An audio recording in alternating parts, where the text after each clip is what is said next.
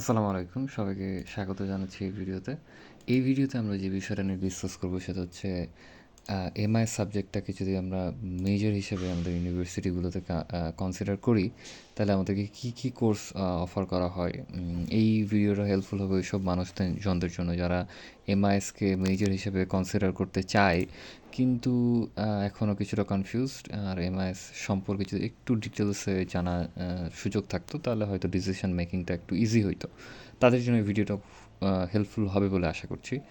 আম, আমরা এই ভিডিওতে বাংলাদেশের যে টপ ইউনিভার্সিটিসগুলো আছে, সেই ইউনিভার্সিটি যে এমআইএস কারিকুলাম তারা অফার করে, সেই কারিকুলামের মধ্যে যে কোর্সগুলো কমন, মানে এইসব ইউনিভার্সিটি যেসব কোর্সগুলো কমনলি অফার করে এমআইএস গ্র্যাজুয়েশনের জন্য, সেই সব কোর্সগুলোকে নিয়ে আমরা এই ভিডিওটা করছি, যাতে আমরা জানতে পারি যে কী কোর্স আমাদেরকে অফার করা হতে পারে, আর এইসব কোর্স থেকে আমরা অ্যাকচুয়ালি কী শিখবো। প্রথমেই যেই বিষয়টা আসে সেটা হচ্ছে programming languages and web development. Most of the university এই বিষয়টার উপরে কোর্স অফার করে।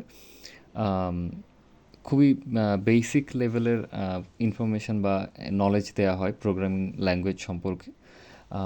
মোস্ট কমন যে সব প্রোগ্রামিং ল্যাঙ্গুয়েজেস শেখানো হয় তার মধ্যে থাকে HTML, CSS, জাভাস্ক্রিপ্ট। এগুলো ওয়েব ডেভেলপমেন্টের জন্য কাজে দেয়। এছাড়া পাইথন, SQL হচ্ছে ডেটাবেস ম্যানেজমেন্টের জন্য কাজে দেয়।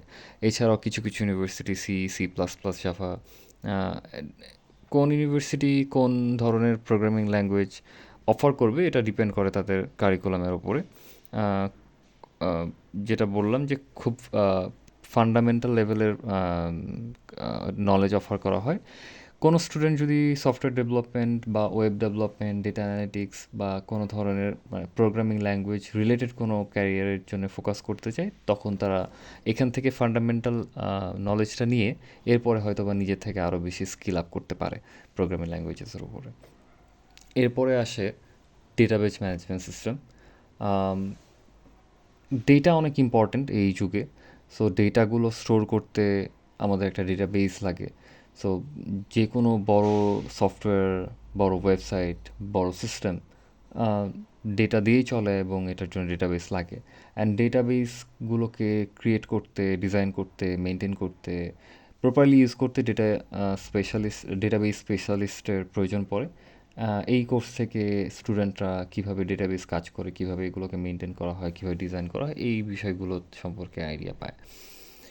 আহ, এরপরে আসে সিস্টেম অ্যানালাইসিস অ্যান্ড ডিজাইন। যে কোনো সিস্টেম কোনো একটা প্রবলেম আইডেন্টিফাই করার পরে যখন ওটাকে সলিউশন হিসাবে কোনো একটা সিস্টেমকে বিল্ড করার প্ল্যান করা হয় বা বিল্ড করা হয়, তখন সেটার জন্য সিস্টেম অ্যানালাইসিস অ্যান্ড ডিজাইন করা হয়। এটাকে আমরা ব্লু প্রিন্ট হিসেবে ধরতে পারি, যে যে কোনো একটা সিস্টেম বিল্ড করার আগে বা সেটাকে রিয়েল লাইফে, রিয়েল ওয়ার্ল্ডে ইমপ্লিমেন্ট করার আগে সেটার ডিজাইনিংটা করা হয়, ব্লু প্রিন্টটা করা হয়। যদি আমরা এক্সাম্পল হিসেবে দেখতে চাই বিকাশ, বিকাশ অনেক বড় একটা সিস্টেম।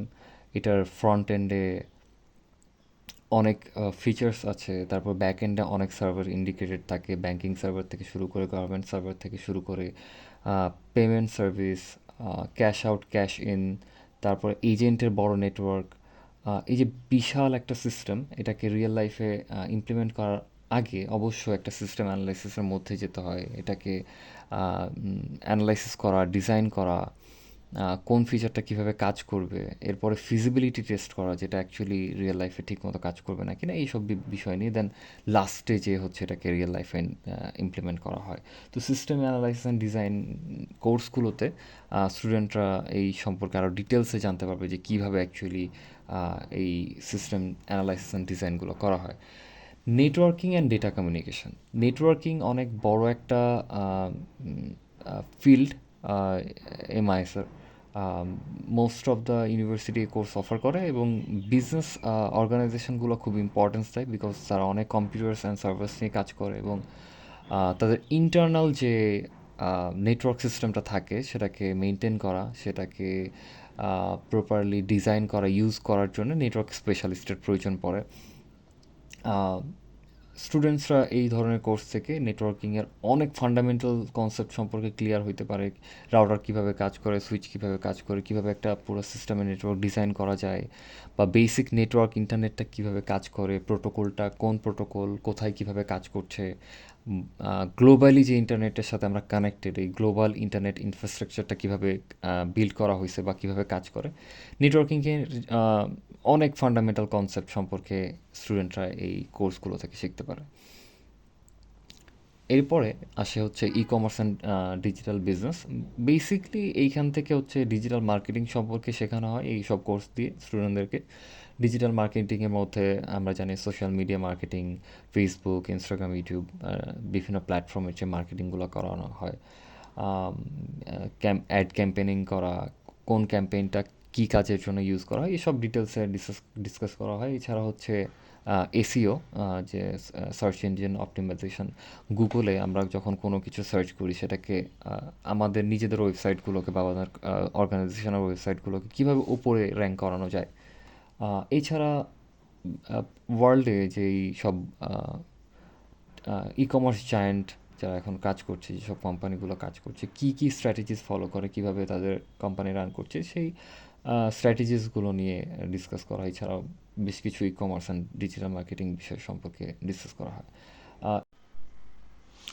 ইউনিভার্সিটি এইসব কোর্সগুলো খুব ফাউন্ডেশন লেভেলের ইনফরমেশান প্রোভাইড করে, নলেজ প্রোভাইড করে। এরপরে স্টুডেন্ট তাদের নিজেদের ইন্টারেস্ট আইডেন্টিফাই করে এইসব টপিকসগুলোর উপরে, তারপর যেটার উপরে তারা ইন্টারেস্ট ফিল করে সেটা নিয়ে হয়তো ফার্দার নিজেরা স্টাডি করে বা নিজেরা কোনোভাবে স্কিল আপ করে, বাইরে কোনো কোর্স করে বা ফার্দার স্টাডি করার মাধ্যমে দেন ওই সব ফিল্ডের উপরে তারা তাদের ক্যারিয়ার বিল্ড করতে পারে।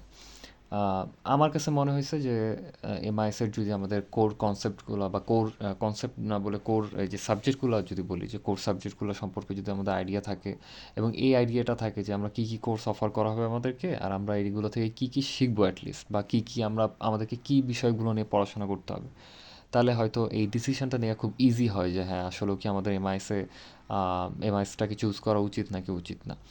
সো আই হোপ এই ভিডিওটা কাজে দিবে।